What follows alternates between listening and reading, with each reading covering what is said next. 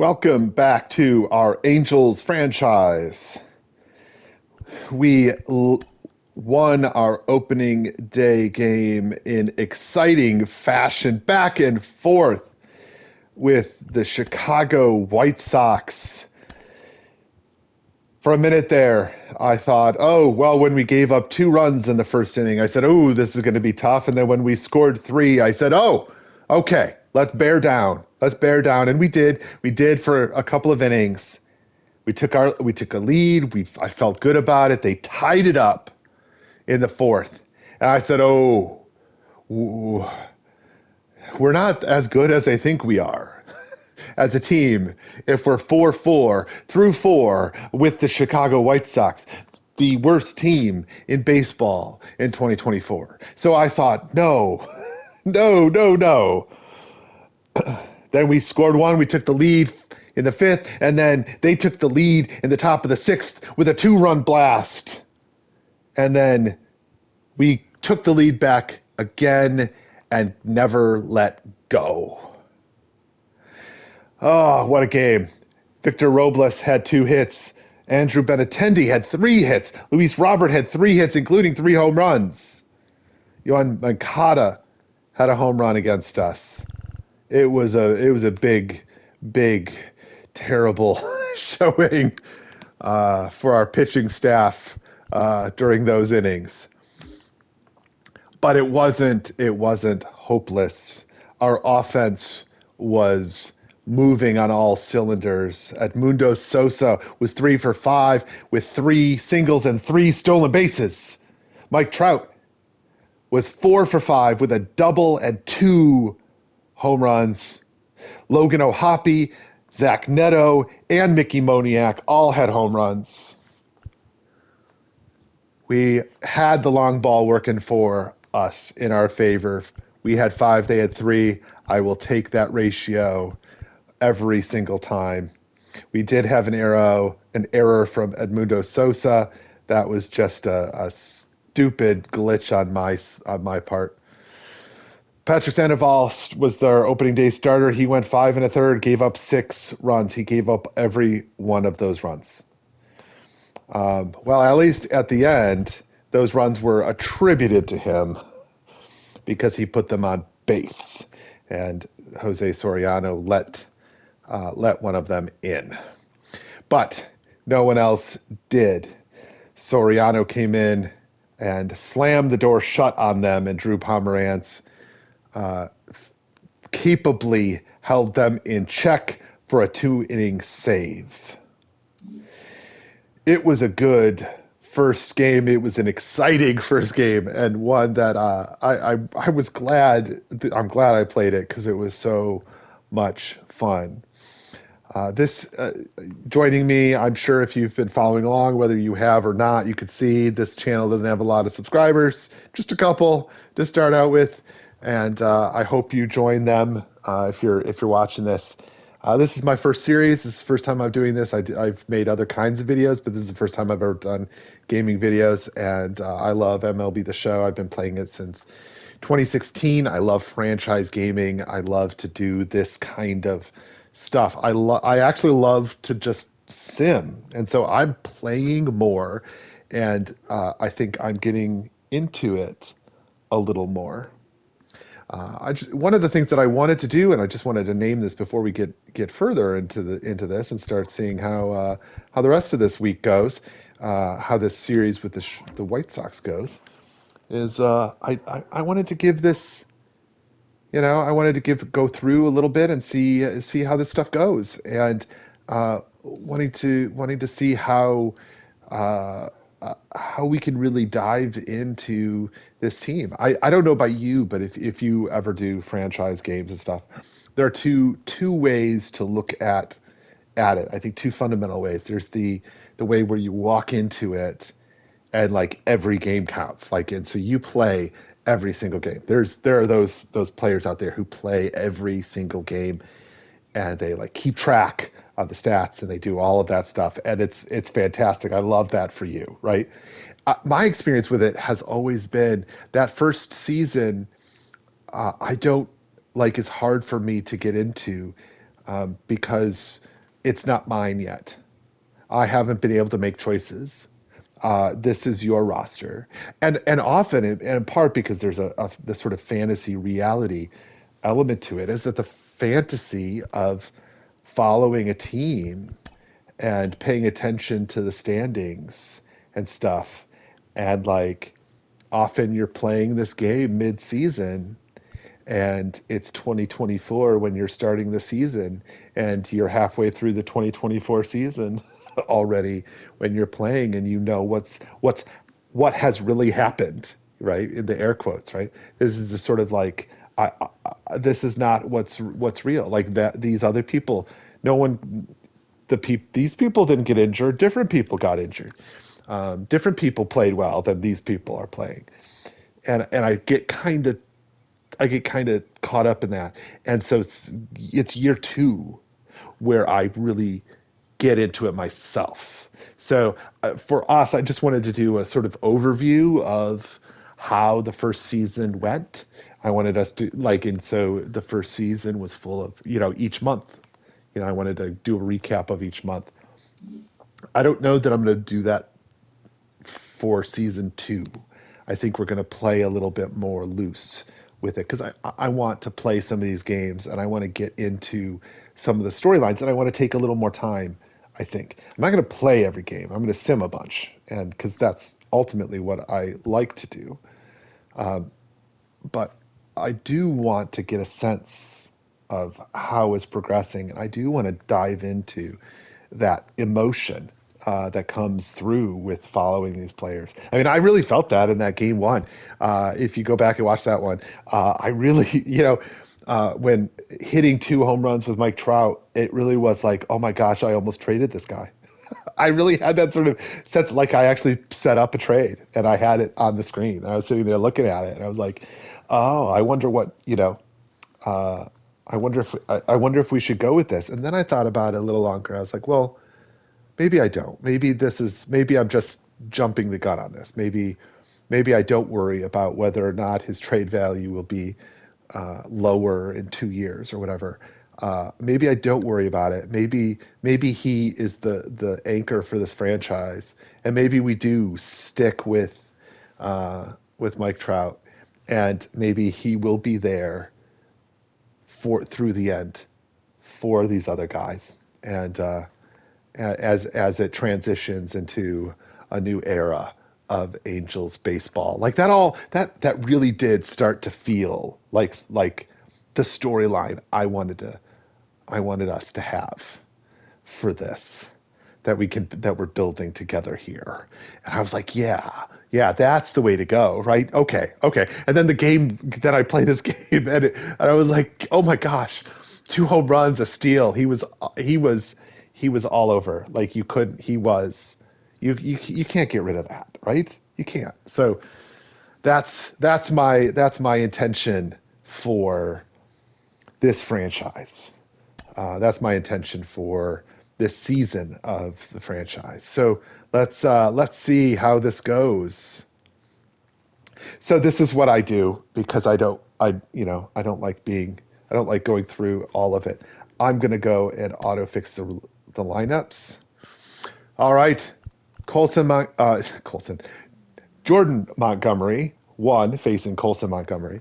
At Chicago, we took our first 2 games in that series. I'm going to jump in here and just correct these lineups a little bit because I can already see guys we want to make sure are playing every day are on the bench right now. So,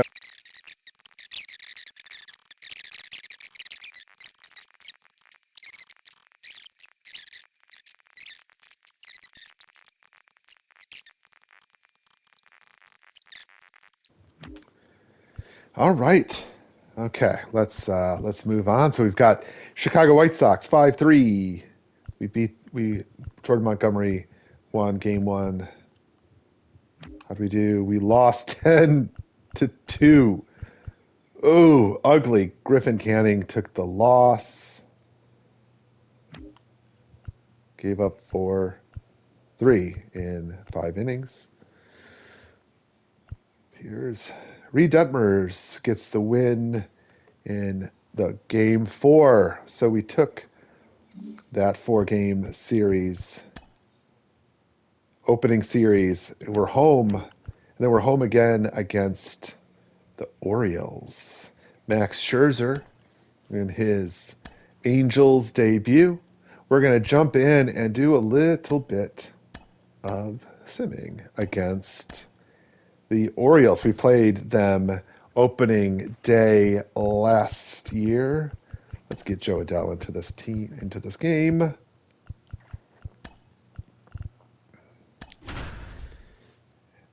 We played them opening day. They're off to a 4-0 start to the year. But now we're playing them at home. And we're going to see how this goes.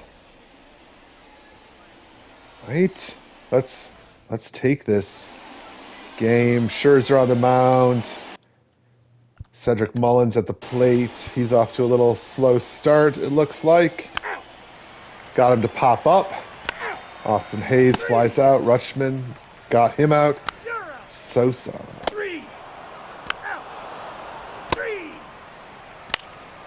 Ooh, we gave up a double to Ryan Mountcastle.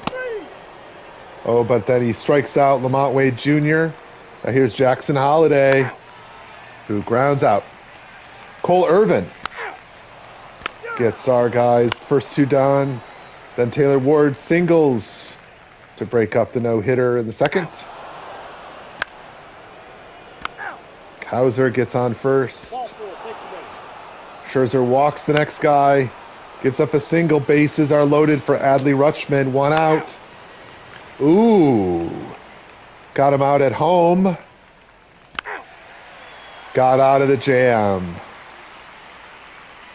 Now Cole Irvin is facing Zach Neto in the bottom of the 3rd, and he walks. Adele pops up. Sosa pops up. And we're out of it again. Scherzer gets 1. 1, 2, 3. JD Martinez leads off for us in the bottom of the 4th.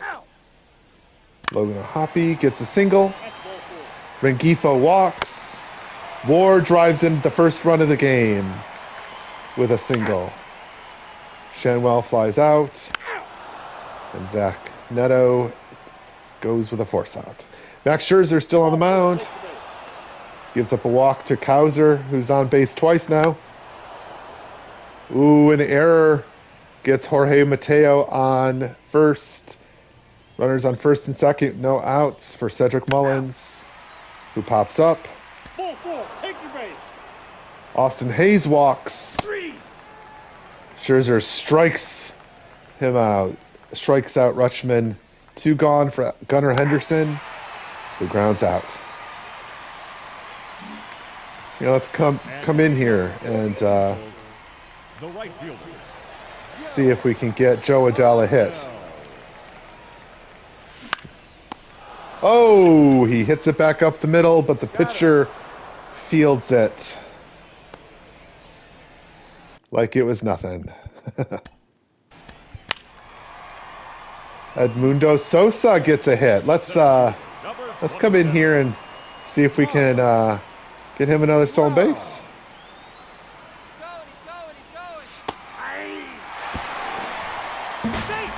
He is safe. Ooh. That was a 1-7-4 catcher pop time. That was so close for Holiday in the... Let's see. Mike Trout, 1 out, 1 on. Ooh. He threw that right down the chute, and I missed it. I missed my shot there. Ball. 1 ball, 2 strikes. We've got a 1-0 lead here in the bottom of the 5th at home. Oh!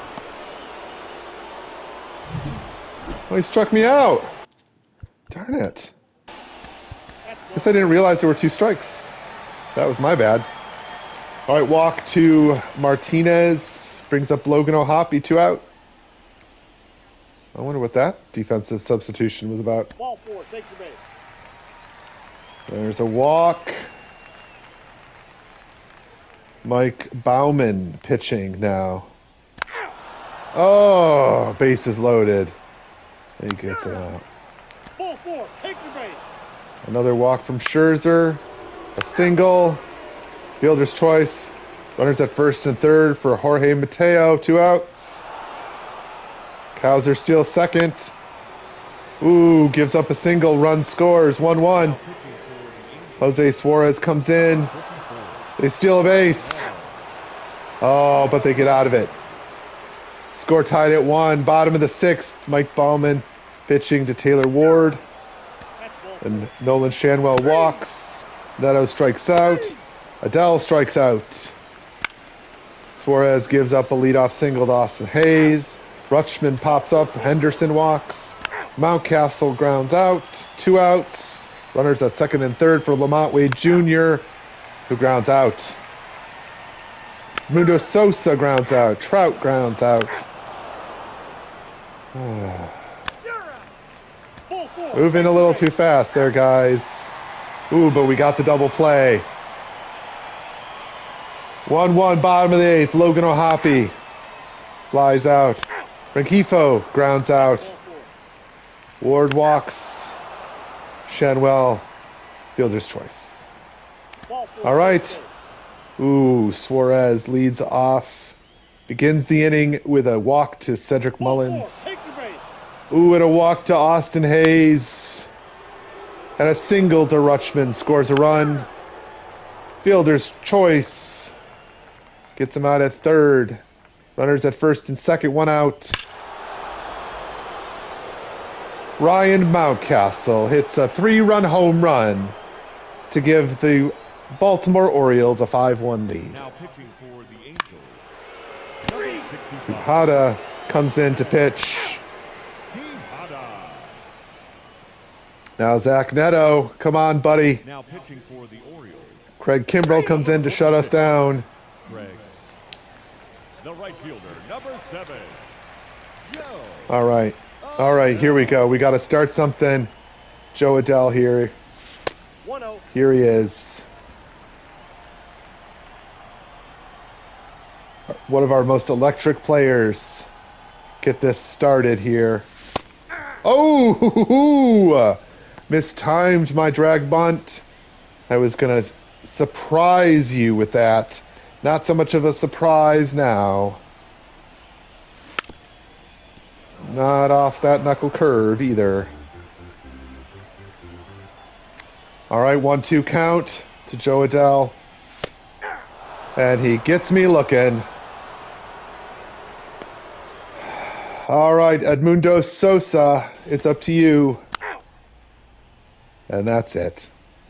Oh my gosh. 5-1. Baltimore Orioles increase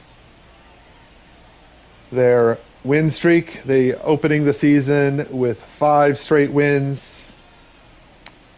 We fall to 4-2, or 3-2, I should say. That's a funny phrase. Victorious Orioles. We fall to 3-2 after that one. But we salvage 1 game against the Orioles before we get a day off. And now we've taken 2 against the Cleveland Guardians. We are 6-3. People, this is amazing. This is amazing. But that means it is also time to look at scouting. So this is our first look at who we have to look forward to this season. And we have the number 1 pick, which is bonker balls to imagine. So let's take a look and see what we've got. Right off the bat, number 1 player in the draft is a closer. No, thank you. Number 2 is a second baseman. Intrigued. Starting pitcher. Closer. Starting pitcher. So the year we have a number one pick is the year there is no generational talent likely. I'm told they can be 18 or 19. For that to be the case, it would have to be this starting pitcher then.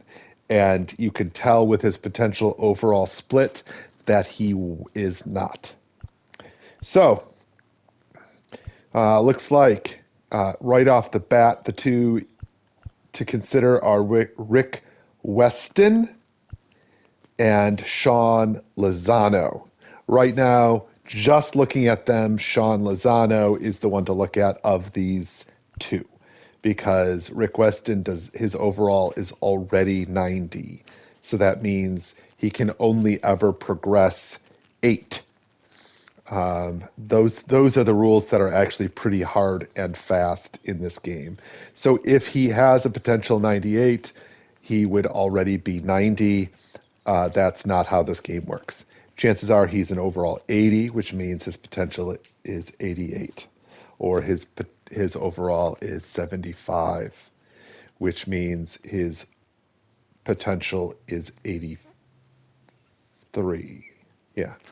So that's he is not going to be as good as he looks. Sean Lozano, on the other hand, has every reason to be as good as those numbers are, just looking at him right off the bat. He's got a 4-seamer, a 2-seamer, a changeup, and a curve. Now, if there is a generational talent, it's not going to be in those first 3 picks. Unfortunately, it may be further down. I don't know if they do, if that works. So we'll have to scour.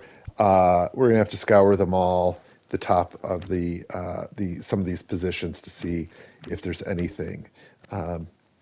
The one thing you look for is vision discipline being on hitters, vision discipline being different by 5, and that they're 18 or 19. So we're actually, unfortunately, I'm quite disappointed by this part, but I thought we might be gifted with one right off the bat that we could just look at and know it was going to be a generational talent. But that is not how it is playing out. So I'm going to have to take a look at some of these and see what we've got right off the bat. Looking for our top picks.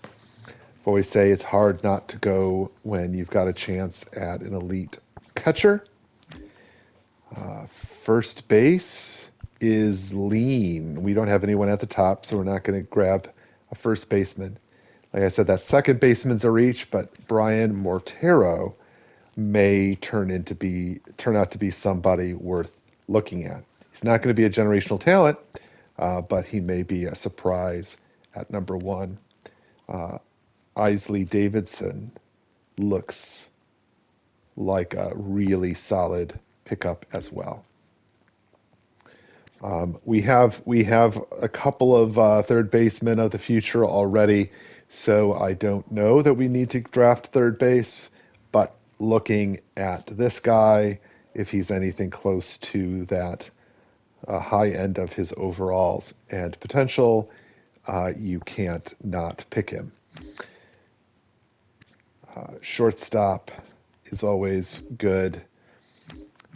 Yeah, so we're going to have to take a look at some of these guys. It may be a starting pitcher kind of draft, unfortunately, because we already have our top pick, but to have to do pitcher 2 years in a row, I'm not looking forward to that option.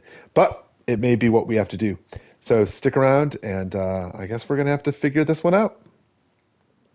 Oh, we have lost Edmundo Sosa for 1 to 2 months in our game against the Blue Jays today.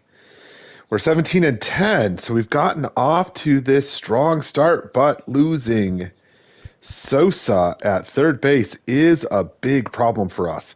So let's take a look and see who we've got. See if there's on the bench, we've got our Prospect, Reynaldo Delgado, a Rule 5 pick, who is doing well in limited time in the beginning of the season here. Sosa's our only current third baseman at this level, though. Looks like we could, like Joey Ortiz has gotten off to a strong start at AAA. Maybe we bring him up. He's may have earned it.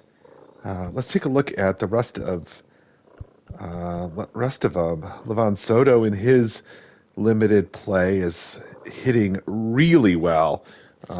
He has probably earned it, though that's only probably, what is that, 5 games worth of hitting. And Placencia is doing well at AAA. Tommy Troy, who we have playing out of position. His batting average was a bit low last year too. I'm worried that he is not going to develop his hitting statistics. Let's take a look and see where we have him training. Wait, where is it? I so rarely actually use this actively. We're training his power right now, so I could see why he might be struggling to hit consistently. All right, let's not worry too much just yet. And in the outfield, because we've got our 4 outfielders in our DH right now. So replacing Sosa probably doesn't need to be an outfielder then. Probably another middle infielder. Probably, well, theoretically a corner infielder. The only other option, geez, he's raking. Wow. He is off to a strong start. This is Evan White at AAA. Caleb Hamilton plays third, though he's not doing strong there. I think we bring up Joey Ortiz. I think we give him another shot at the bigs. They gave him a little bit of time. Milwaukee did at the end of 2023, and they did for 3 games in our world here in season 1. Let's do this. Let's bring him up.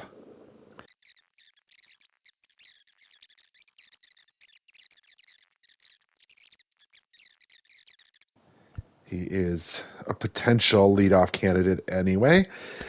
So let's take a look, and we're going to jump in here. We're not going to do full game. Player lock. I'm just so used to that.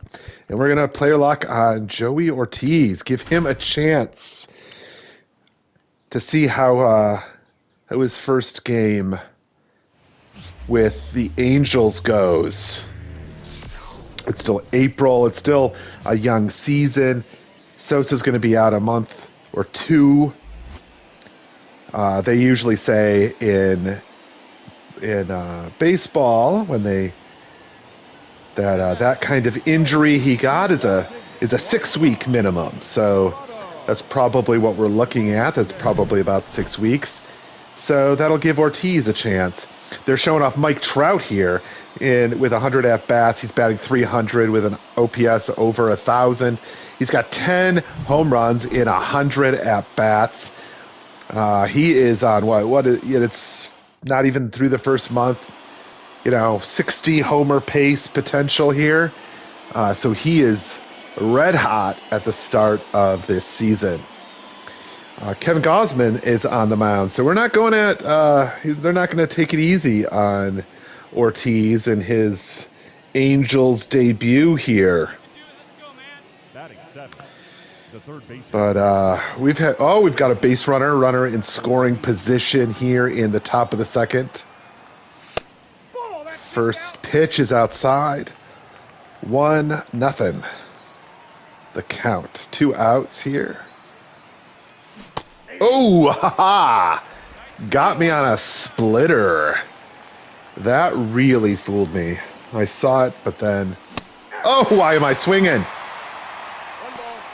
All right. Lock it down, Ortiz. Here you go. Yeah. Oh, the runner's going. He's in there. Safe at third. The runner advances on that passed ball from Gosman. Dropped by the catcher, probably Danny Jansen. Here we go, 2-2 count. Down the middle. Solid contact out to right, but it's not far enough. Flies out to end the inning. 0-0. Heading to the bottom of the second. But we're jumping to the top of the fourth. It's 1-1 now. 2 outs, nobody on. Gosman's still going. No, that's low.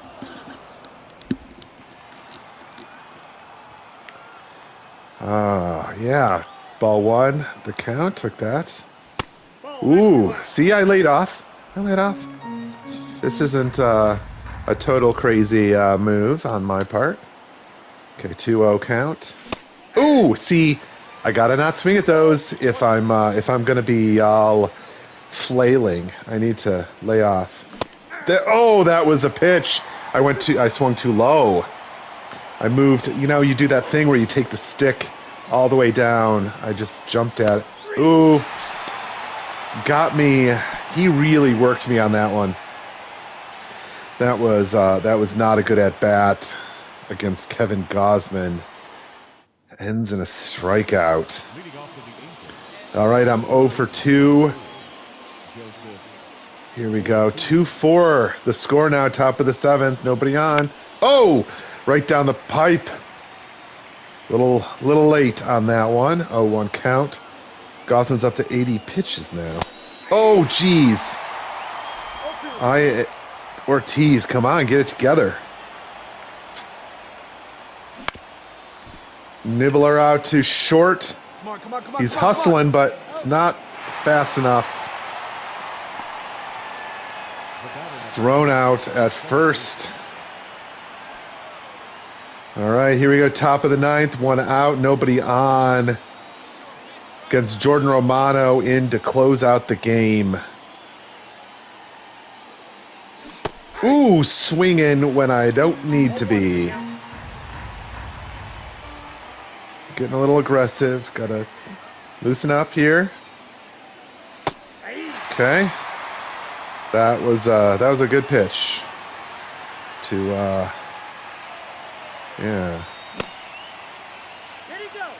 No, I didn't go. 1-2 count. Okay. Joey Ortiz. Nope. That was low. Yeah. 2-2 count. Here comes the pitch. Drives it up the middle. Doesn't get it though. Grounds out to second for an 0 for 4 day for Joseph Ortiz. And the Blue Jays, it appears, are victorious. Come back to win 5-3 in Game 2 in the series. Kevin Gosman gets the win with 8 strikeouts, 2 hits, 2 earned runs. All right. So we have ourselves... Oh, it's time to do some scouting. So let's do a little bit of scouting right before we finish up for the day. What do you think? We've collected some. We've scouted some international prospects. I'm looking at 29. I think that's gone down a little bit. We've discovered one more. So we're gonna take a look and see what we've discovered on the Discovery. So Jimmy Wallace is a relief pitcher we have discovered. Ralph Doe is another one. He's up to 80% scouted. He's at 28, so he might be someone we look at in round 2. It looks like a solid, probably B prospect. but those numbers. Those numbers look strong, so that's what makes me think he looks more B potential than high C, but we'll see. Who else has been scouted? Luis Machado, who's 78 on our board. Dallas Ross, who's 107 on our board, so he's probably theoretically at the lower end of that potential, though looking at the gap, that potential may be a little bit higher given that gap, because at this range you end up, you can find yourself with a B potential player or even an A potential player who has an overall of 50. And so it's going to take a lot of work to do with that player, and they sometimes go at this level, at this end of the draft. But we'll see a little bit with him, and at this, the not rated on our draft board means we're not even going to see them when they show up. Manny Gutierrez is the guy we're looking at right now. He has gone down our draft board. He was, I think, 16 when I started scouting him last week, and now he's dropped to 50. So he's not looking like a potential steal. I was hoping he might be someone who we might draft up. He might go rise on our draft board, but it doesn't look like he is likely to. So let's take a look and see. I am not, I'm hoping, I'm always coming in hoping to find a fielder, a player for my first round pick. Brian Mortero is a bit of a disappointment, dropping to 25. Doesn't look like first pick caliber. Rick Weston, I may change my mind on if he really does end up being somewhere in the 80 overall and 88 potential. I mean, it may be a good high floor pick because he would be available to us right away. That's not usually how I like to draft, but it may be worth it. We may have to look at that. I may have to take a look at Henry Ono here. So let's do that. Let's switch to him. We're going to bring in not closing pitcher, catcher, so we can get that boost. Now we're going to take a look, and scouting this year, East was strong. So I'm going to take a look. I'm going to switch this over to East, and we're going to start scouting. We're going to start discovering picks from the East region. We're going to continue scouting international starting pitchers at this point. So that is our prospect update at this point. If you want to take a look at some of the guys that we are probably needing to look at, let's look at the main board. Sean Lozano has so far gone up from third into the second spot on our draft board, making him likely to be leading for that top pick in the draft. Rick Weston, unscouted at this point, relatively speaking, has dropped down to second. We don't have any more big risers in the top five, but Cesar Vizcaíno is showing up at 6 on our board. So a little bit more looking at him, and we'll see how he's doing. Similarly, Will Cheney has gone up from 26 to 7, and Amare Fernandez up from 19 to 8. They've driven down some of these closing prospects, it appears, on our big board. Mike Takahashi is another one that we have scouted, but he's showing about the same range that he was before. Let's take a look and see if there are any other movers. Dropping Stephen Chen and Aldo Zarate. And Emilio Chavez, look at this. He's 5 in the MLB ranks, and we've got him at 41. Well, he's underwater. That's part of his problem, is that he is not likely. He is going to regress rather than progress in the league. Manny Gutierrez, the one we were just scouting, does not look like the top prospect we hoped he might turn into, or be a surprise pick. Jared Tipre might be someone to take a look at. He's a left. He throws left. He's a first baseman, switch hitter. He's got a bunch of solid numbers to look at. We'll see. We might scout him.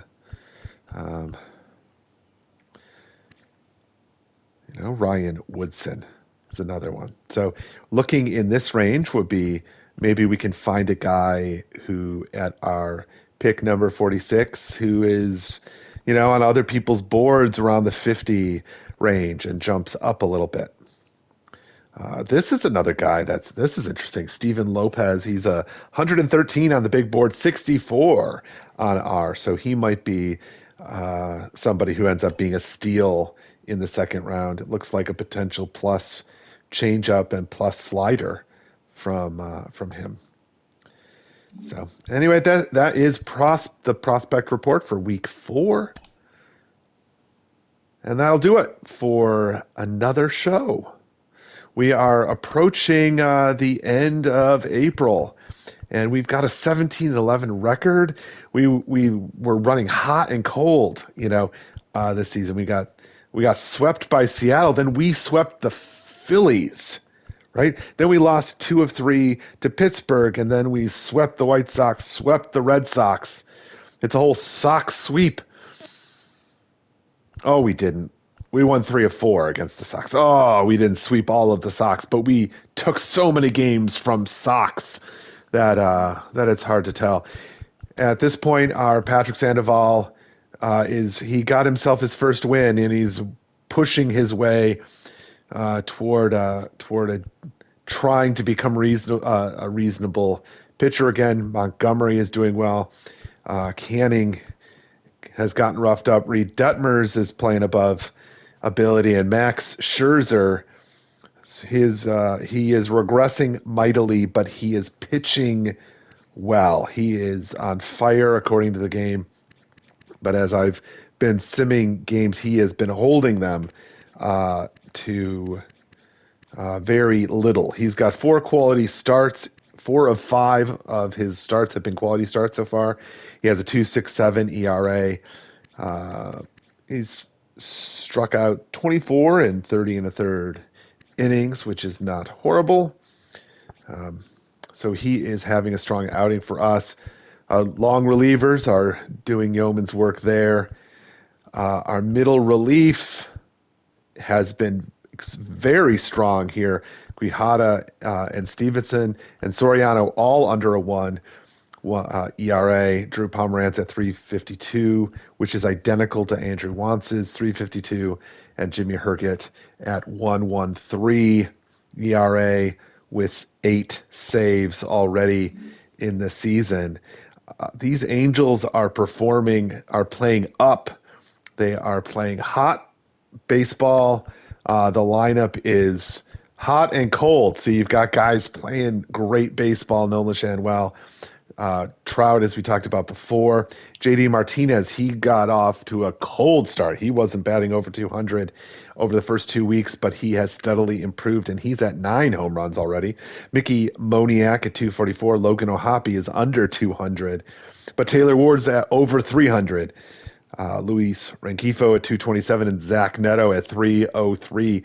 He's off to another hot start for us.